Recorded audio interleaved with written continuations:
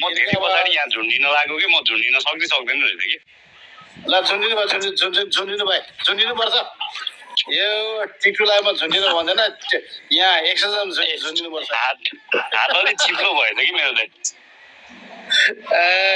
अलि पावर दिनुपर्छ भाइ पावर दिनुपर्छ मैले एकचोटि पुसा दिनु भने भाइ मैले एकचोटि पुसअप हाने भने नि हजुर साइड डेसा पुसअप हान्छ मैले त्यो हो नि दाइ यो तपाईँले अब अरे यो भीम हानेको रहेछ है यसरी एकचोटि जान चाहिँ सक्नु भएको रहेछ हातमा यति कालो लगाएर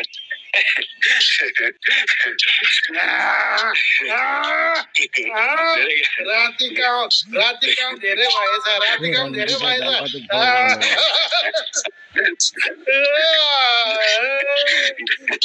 काम चाहिँ अलिक काम गर्नुपर्छ है भाइ पनि के भन्ने हो कि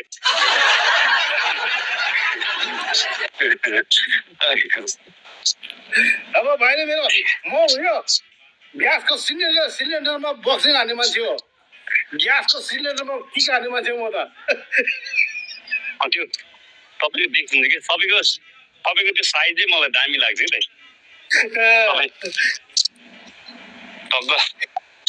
हाइट पनि छ नि त तपाईँको त म त तपाईँभन्दा त अलि होचै छु कहिले बराबर होला रे म 5 न हो तपाईँ म त 7 त हो नि 5'7" हो तपाईँ त 9 म भन्दा धेरै माथि हुनुहुन्छ तपाईँ हेर्दै कस्तो अग्लो देखिन्छ नि म 5 न हो त्यही भनेपछि अब 5'9" भनेको त धेरै अग्लो हाम्रो मनको कुरा गर्नुपर्छ कि हार्टको कुरा गर्नुपर्छ त्यही दिन दाइ हाम्रो चाहिँ नि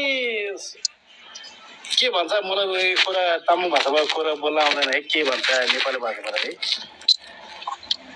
साथीहरू आज हामी फिटमेन्ट भाइसँग लाइभमा छ है फिटमेन्ट भाइसँग लाइभमा छ है मैले भने साथीहरू मैले भनेको थियो साथीहरू फिटमेन्ट भाइ गलत छैन सही छ फिटमेन्ट भाइले बोलेको कुरा एकदम सही छ होइन सत्यको जित हुन्छ भनेर मैले भिडियो बनाएर हालेको थियो आखिर जित्यो होइन फिल्म है त्यही हो नि दाइ हो त्यही हो नि